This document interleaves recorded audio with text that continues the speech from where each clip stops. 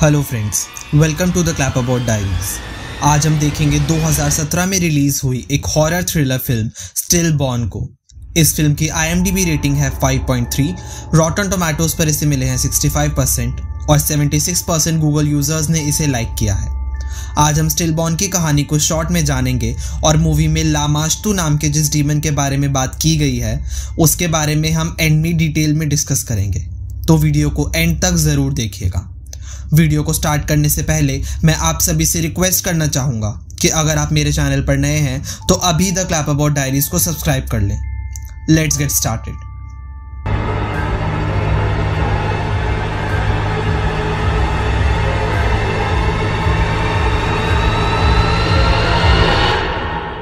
Movie की शुरुआत होती है मैरी और जैक नाम के एक कपल को दिखाते हुए।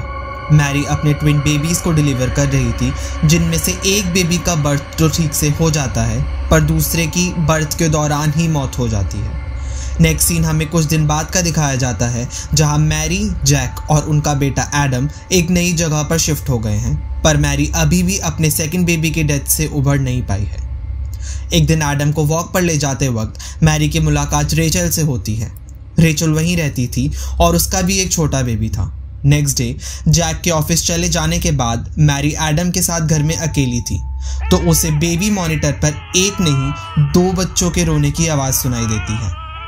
उसके चेहरे पर एक स्माइल आ जाती है और वो भागकर एडम के रूम में जाती है और ऑब्वियसली वहाँ एडम के अलावा कोई बेबी नहीं होता। मैरी को लगता है कि वो बेबी मॉनिटर ख़राब हो गया है। सेम नाइट जब मैरी और जैक सो रहे होते हैं, एडम के रोने की आवाज़ मैरी को जगा देती है। बेबी मॉनिटर में देखने पर मैरी को एक डार्क एंटिटी दिखाई देती है। वो काफ़ी डर जाती है और एडम के रूम में चेक करने जाती है। वहाँ एडम के अलावा कोई भी नहीं होता। मैरी को रूम में ना पाकर जैक उसे एडम के रूम में चेक करने जाता है। मैरी उससे रूम में किसी के होने की बात करती है और ऑब्वियसली जैक उसकी बात नहीं मानता और उसे समझा देता है।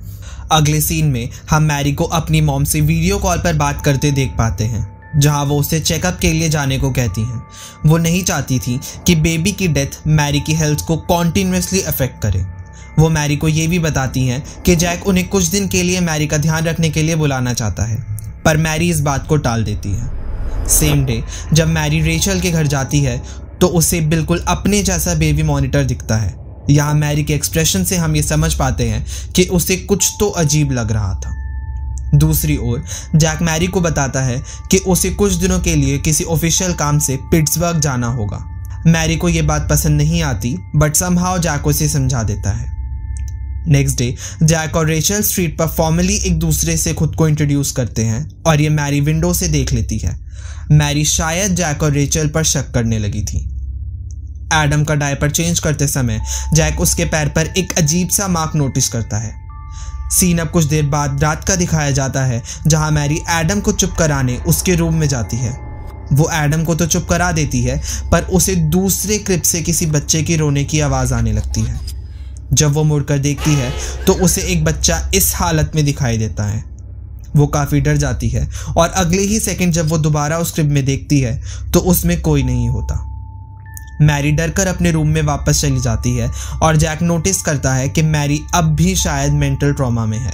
अगले दिन वो दोनों एक साइकाइट्रिस्ट को विजिट करते हैं। वो साइकाइट्रिस्ट उन्हें समझाता है कि मैरी जैसे केसेस में जहां एक मदर अपने बच्चे को खो देती है, उसके मन में कॉन्टिन्यूसली एक डर रहता है कि वो अपने दूसरे बच्चे को भी ना खो दे। पोस्टमार्टम डिप्रेशन में ये फीलिंग काफ़ी कॉमन होती है। वो मैरी से पूछते हैं इफ़ शी हेलुसिनेट्स, या उसे कुछ भी अजीब दिखाई या सुनाई देता हो, जिस पर मैरी उन्हें साफ मना कर देती है। डॉक्टर इसे एक पॉजिटिव साइन बताते हुए उसे कुछ एंटी डिप्रेसेंट्स प्रिस्क्राइब कर देते हैं और सेकंड चाइल्ड से रिलेटेड सारी चीज़ों को घर से हटा देने की सलाह देते हैं। मैरी ऐसा करना तो नहीं चाहती थी, पर डॉक्टर की सलाह पर वो उस सेकंड क्रिप को हटा देती है। दूसरी ओर जैक पूरे घर में कैमरास लगवा देता है। मैरी इस बात पर काफ़ी गुस्सा होती है। उसे ऐसा लगता है कि जैक उस पर ट्रस्ट नहीं करता, जिस पर जैक उसे समझाता है कि वो एडम के साथ उसे घर पर अकेला छोड़कर जाना सही नहीं समझ रहा। रात को जब मैरी सो रही होती है तो उसे वॉशरूम से जैक की किसी से फ़ोन पर बात करने की आवाज़ आती है, जहां जैक कह रहा था कि मैरी को कभी पता नहीं चलेगा। उसके बाहर निकलते ही वो उसकी पॉकेट्स भी चेक करती है पर वहाँ उसे कोई फ़ोन नहीं मिलता। क्लियरली मैरी को काफ़ी ट्रस्ट इश्यूज हैं। अगले दिन जैक मैरी को समझाते हुए पिट्सबर्ग के लिए निकल जाता है। अब मैरी एडम के साथ घर में अकेली थी। सेम डे मैरी रेचल से मिलती है और उसे जैक के पिट्सबर्ग जाने की बात बताती है। ये सुनकर रेचल उससे कहती है कि बिजनेस ट्रिप्स बस एक बहाना होती हैं। लोग जल्दी ही अपने पार्टनर से बोर हो जाते हैं और अपनी नीड्स को सेटिस्फाई करने के लिए दूसरे लोग ढूंढ लेते हैं। ये सुनकर मैरी का जैक पर शक और गहरा हो जाता है। शाम को वीडियो कॉल करते वक्त जैक मैरी को बताता है कि उन कैमरास के थ्रू वो पूरे घर को देख पा रहा है और एज एक्सपेक्टेड मैरी को ये बात पसंद नहीं आती। सेम नाइट जब मैरी सो रही होती है तो एडम की रूम की विंडो अपने आप ब्लास्ट हो जाती है। मैरी काफ़ी डर जाती है और 911 कॉल करके पुलिस बुलाती है। इंस्पेक्टर टिम वहां आकर इन्वेस्टिगेट करते हैं और वो बताते हैं कि शायद ये कुछ टीनेजर्स का ही काम है। वो मैरी को ये भी बताते हैं कि वो उसके नेबर हैं और वो उन्हें किसी भी टाइम हेल्प के लिए बुला सकती है। नेक्स्ट डे जब रेचल मैरी के घर आती है तो वो दोनों वाइन पीने का डिसाइड करते हैं, पर चेक करने पर वो वाइन की बोतल खाली निकलती है। मैरी समझ जाती है कि ये काम जैक ने ही किया होगा क्योंकि वो मैरी को एडम के साथ घर में अकेला छोड़ना सेफ नहीं समझता। इसी बात से मैरी काफ़ी अपसेट हो जाती है। वो एडम की रूम की लास्ट नाइट की फुटेजेस चेक करती है जहां उसे एक अजीब सी परछाई दिखाई देती है और उसे बहुत क्लोजली देखने पर वो फेस उसकी साइड टर्न हो जाता है। मैरी इससे काफ़ी डर जाती है पर जब वो दोबारा उस फुटेज को देखती है तो उसे उसमें कुछ दिखाई नहीं देता। वो इंटरनेट पर इस सब के बारे में सर्च करने की कोशिश करती है जहां उसे एक आर्टिकल मिलता है। वो आर्टिकल एक वुमेन के बारे में था जिसका कहना था कि कोई डीमन उसके बेबी को ले गया है। इसी बीच लाइट चली जाती है। मैरी काफ़ी बार जैक को फ़ोन करने का ट्राई करती है पर वो उसका फ़ोन पिक नहीं करता। वो डोर स्टॉपर लगाकर कनेक्शंस चेक करने जाती है पर दरवाज़ा अपने आप बंद हो जाता है और काफ़ी ट्राई करने पर भी वो नहीं खुलता। मैरी को एडम के पास से एक डिमोनिक आवाज़ सुनाई देती है। वो किसी तरह एडम के पास पहुंचती है तो एडम तो ठीक होता है पर वहाँ उसे एक शैडो दिखाई देती है। मैरी ये सब रेचल को बताती है और रेचल जैक को कॉल करके सब समझाती है। उन दोनों को फ़ोन पर बात करता देख मैरी को और शक होने लगता है। उसी टाइम वो एडम के पैर पर वही मार्क नोटिस करती है जो जैक ने किया था। ध्यान से देखने पर उसे पता चलता है कि ये उस इंटरनेट वाली औरत के बेबी के पैर पर भी था। ये देखकर वो रेचल को बिना बताए तुरंत उस औरत से मिलने के लिए निकल जाती है। उस औरत का नाम था जेन और वो मैरी को पूरी स्टोरी बताती है। किस तरह उसे हर वक्त लगता था कि कोई उसे और उसकी डॉटर को देख रहा है। किस तरह लाख कोशिशों के बावजूद भी वो अपनी बेटी को बचा नहीं पाई। उस डीमन की फ़ोटो भी वो मैरी को दिखाती है और उसने एक बार उस डीमन की आवाज़ भी रिकॉर्ड की थी। वो उसे वो भी सुनाती है।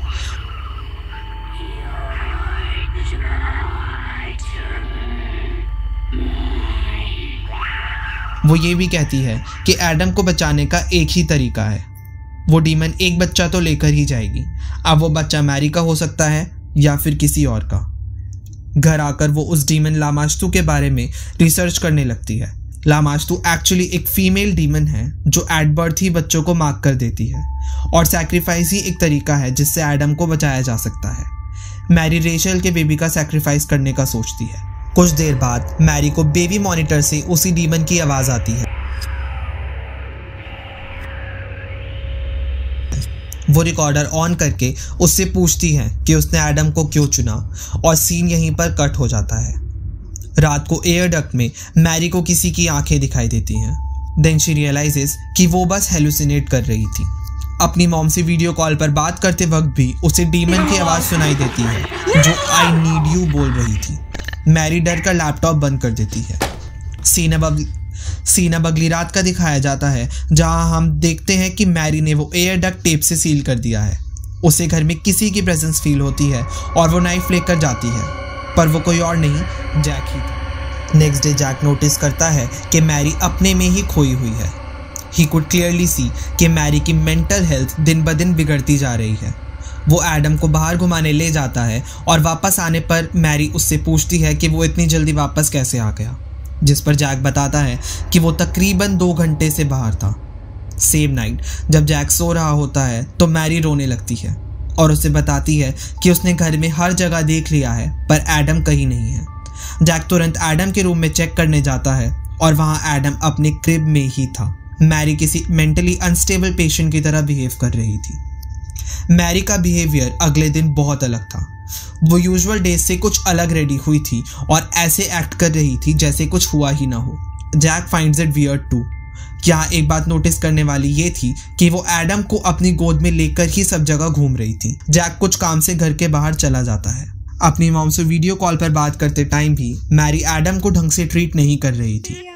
एडम रोने लगता है तो वो चिल्लाकर उसे चुप करा देती है। उसकी मॉम भी ये देखकर शॉक्ड हो जाती हैं। इसके बाद मैरी एडम को नहलाने के लिए ले जाती है। वो टैप ऑन करके एडम को टब में लिटाकर नहलाने लगती है। तभी उसे ऐसा लगता है कि जैक घर आ गया है और वो उसे बुला रहा है।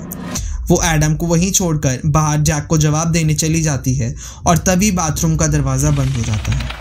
वो काफ़ी कोशिश करती है पर दरवाज़ा नहीं खुलता। वो बाहर जाकर चीख कर हेल्प मांगती है पर कोई जवाब नहीं देता।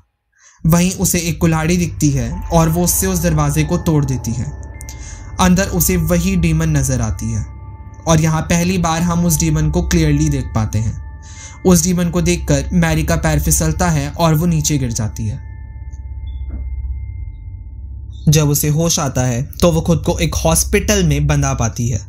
वहां जैक उसे बताता है कि आज उसने जो किया उससे एडम की जान भी जा सकती थी और वो उसे पूरी फुटेजेस दिखाता है। उस फुटेज में हम ये देख पाते हैं कि दरवाज़ा खुद बंद नहीं हुआ था, उसे मैरी ने खुद बंद किया था और उसका पैर फिसला नहीं था, वो जानबूझकर नीचे गिरी थी। मैरी उसे समझाने की कोशिश करती है कि ये फुटेजेस मैनिपुलेटेड हैं पर ऑब्वियसली जैक उसकी बात नहीं सुनता। कुछ देर बाद वही साइकाइट्रिस्ट आता है और वो मैरी से कहता है कि ये पोस्टमार्टम साइकोसिस है। इसमें इंसान रियलिटी और इमेजिनेशन के बीच का फ़र्क भूल जाता है और अगर इसको टाइम रहते ट्रीट ना किया जाए तो कंडीशन वर्स होती चली जाती है। इसीलिए उन्होंने मैरी को साइकाइट्रिक वार्ड में शिफ्ट करने का डिसीजन लिया है। जैक वहाँ आकर उसे बताता है कि उसकी मॉम एडम का ध्यान रखने के लिए आ रही हैं तो वो एडम की चिंता ना करे। वो उसे एक टैबलेट भी देता है जिससे वो पूरे घर को लाइव देख सकती है और वो वहाँ से चला जाता है। रात को टैबलेट में मैरी देखती है कि एडम को उसके क्रिब में रखकर जैक डोर ओपन करने जाता है और दरवाजे पर कोई और नहीं रेचल थी। वो दोनों काउच पर बैठकर ड्रिंक करने लगते हैं और धीरे धीरे काफ़ी क्लोज आ जाते हैं। तभी एडम के रूम के कैमरा में उसे वही डीमन क्रिब के पास नजर आती है। ये देखकर मैरी डर जाती है और हॉस्पिटल से भागकर सीधा अपने घर जाती है। घर पर उसे कोई नहीं मिलता, न जैक, न रेचल और ना ही एडम। ये देखकर उसे लगता है कि वो डीमन एडम को अपने साथ ले गई। तभी वो खिड़की से देखती है कि रेचल के घर पार्टी चल रही थी। वो उसी हालत में वहां जाकर रेचल को सबके सामने बुरा भला कहने लगती है। रेचल उसे घर के अंदर ले जाती है और समझाने की कोशिश करती है पर मैरी कुछ भी नहीं सुनती और उस पर अटैक करने के लिए एक नाइफ उठा लेती है। मैरी को लग रहा था कि रेचल ने अपने बेबी को बचाने के लिए एडम को सैक्रिफाइस किया है। किसी तरह रेचल उसे काम डाउन करके बाहर हेल्प लेने जाती है। तभी मैरी को रेचल के बेबी की आवाज़ सुनाई देती है और वो उसका सैक्रिफाइस देने के लिए उसे लेकर एक रूम में लॉक हो जाती है। बाहर से सब उसे रोकने की कोशिश करते हैं और मैरी खुद भी ये नहीं करना चाहती थी पर एडम की वजह से वो ये करने के लिए मजबूर थी। उसे रोकने के लिए रेचल जैक को कॉल करके उसकी आवाज़ भी सुनाती है, जहां जैक बताता है कि वो मैरी की मॉम को लेने के लिए एयरपोर्ट आया है और एडम भी उन्हीं के साथ है और वो कुछ ही देर में घर पहुंच जाएंगे। मैरी शांत होने लगती है पर तभी उसे उस डीमन की आवाज़ सुनाई देती है। मैरी रेचल के बेबी को मारने ही लगती है, तभी टिम उसे शूट कर देता है। जैक भी उसी समय एडम को लेकर वहां पहुंचता है। सीन कट होकर जैक पर फोकस करता है, जहां हम उसे सामान पैक करता देख पाते हैं, जिससे क्लियर हो जाता है कि मैरी अब नहीं रही। वो एडम को रूम में सुलाकर सामान पैक कर ही रहा था जब उसे वही रिकॉर्डर मिलता है जिसमें मैरी ने उस डीमन की आवाज़ को रिकॉर्ड किया था। उसे सुनकर जैक के होश उड़ जाते हैं। मैरी उससे पूछती है कि उसने एडम को ही क्यों चुना और उसे कैसे बचाया जा सकता है। डीमन जवाब देती है कि एडम को उसने इसलिए चुना क्योंकि हर फर्स्ट बेबी टेस्टेड स्वीट और उसे बचाने का बस एक ही तरीका है, सैक्रिफाइस। एडम के क्रिब के पास एक परछाई दिखाई जाती है। जैक भागकर एडम को चेक करने के लिए जाता है और जैसे ही जैक उसके क्रिब को देखता है वही मूवी खत्म हो जाती है। अब एंड काफ़ी क्लियर है। जिसे जैक शुरुआत से मैरी की मेंटल इलनेस और डिप्रेशन समझ रहा था वो एंड में सच निकला। हमें कुछ प्रॉपर्ली दिखाया तो नहीं गया, पर जैक के एक्सप्रेशंस और वो रिकॉर्डिंग की बात इस ओर इशारा करते हैं कि वो डीमन एडम को अपने साथ ले गई। मूवी में डीमन का नाम तो बताया गया है पर उसके बारे में कुछ भी ढंग से बताया नहीं गया। पहले उसके बारे में डिस्कस कर लेते हैं। तो लामाश्तू को मेसोपोटामियन रिलीजन में सबसे खतरनाक डीमन माना गया है। ये बच्चों की बलि चढ़ाती है और मेल्स की बॉडी पर फीड करती है। लामाश्तू के 7 नाम हैं, इसलिए इसे 7 विचेस भी कहा जाता है। इसके पास लोगों की नींद डिस्टर्ब करने, उन्हें नाइटमेयर्स दिखाने की ताकत है। यही नहीं, ये प्रेग्नेंट वुमेन को बीमार कर सकती है, यहाँ तक कि उनका मिसकैरेज तक करवा सकती है। अगर हम मूवी की बात करें तो मैरी के साथ भी यही सब हो रहा था। अकॉर्डिंग टू मी, लामाश्तू ने पहले से ही मैरी को मार्क किया हुआ था, तभी उसने एट बर्थ ही उसके पहले बेबी को खा लिया। And that was the time जब उसने एडम को भी मार्क किया होगा। मैरी को हम थ्रू आउट द फिल्म सोने में स्ट्रगल करते देख पाते हैं। वो काफ़ी चीज़ें हेलुसिनेट करती है और ये सभी लामाश्तू की पावर्स हैं। हाँ, इसका मतलब ये नहीं कि मैरी की मेंटल कंडीशन स्टेबल थी। शी लॉस्ट हर चाइल्ड, जिसका उसके ऊपर काफ़ी गहरा असर हुआ था, जैसा कि साइकाइट्रिस्ट ने भी कहा था। ऐसे में पेशेंट्स हेलुसिनेट करने लगते हैं। मैरी भी यही सब फेस कर रही थी और लामाश्तू के इन्फ्लुएंस में ये सब हद से ज़्यादा एस्केलेट हो गया। अगर हम जैक को देखें तो मैरी उसे लेकर भी काफ़ी इनसिक्योर थी। जैक भी एडम को उसके साथ छोड़ना सेफ नहीं समझता था। कैमरास लगाना, वाइन की बोतल को खाली करना, वो उसकी मेंटल कंडीशन को लेकर डाउटफुल था और ये बात मैरी समझ रही थी, जिससे उसकी इनसिक्योरिटीज और बढ़ती जा रही थी। जैक और रेचल पर भी उसको डाउट था, पर क्या सच में उनका अफेयर था? अकॉर्डिंग टू मी, जैक का रेचल के साथ तो क्या, किसी के भी साथ कोई अफेयर नहीं था। जैक को किसी से फ़ोन पर बात करते सुनना, रेचल और जैक को क्लोज आते देखना, ये सब मैरी की हेलुसिनेशन थी। अगर ऐसा कुछ होता तो जैक उसे वो टैबलेट नहीं देता जिससे वो घर को लाइव देख सके। लामाश्तू ने उसकी मेंटल कंडीशन को इतना ख़राब कर दिया था कि उसे टाइम का अंदाज़ा तक नहीं रहता था और एट द एंड ये सब इतना बढ़ गया कि मैरी की मौत ही हो गई। लामाश्तू ने पूरी फैमिली को बर्बाद कर दिया और अब शायद वो जैक को भी अपना शिकार बनाएगी। After all she feeds on main और ये फैमिली को तो वो पहले से ही टारगेट बना चुकी है। रही बात मूवी की, तो मूवी अच्छी है, इसे एक बार देखा जा सकता है। एंड तक हम यही गेस करते रहते हैं कि ये मैरी का डिप्रेशन है या कोई डीमन। अगर मूवी में लामाश्तू को और एक्सप्लोर किया जाता तो मूवी और अच्छी हो सकती थी। तो इसी के साथ आज की वीडियो को रैप अप करते हैं। अगर आपको वीडियो पसंद आई हो तो like the video, comment your views and share it with your friends and subscribe to the clapperboard diaries for more such content.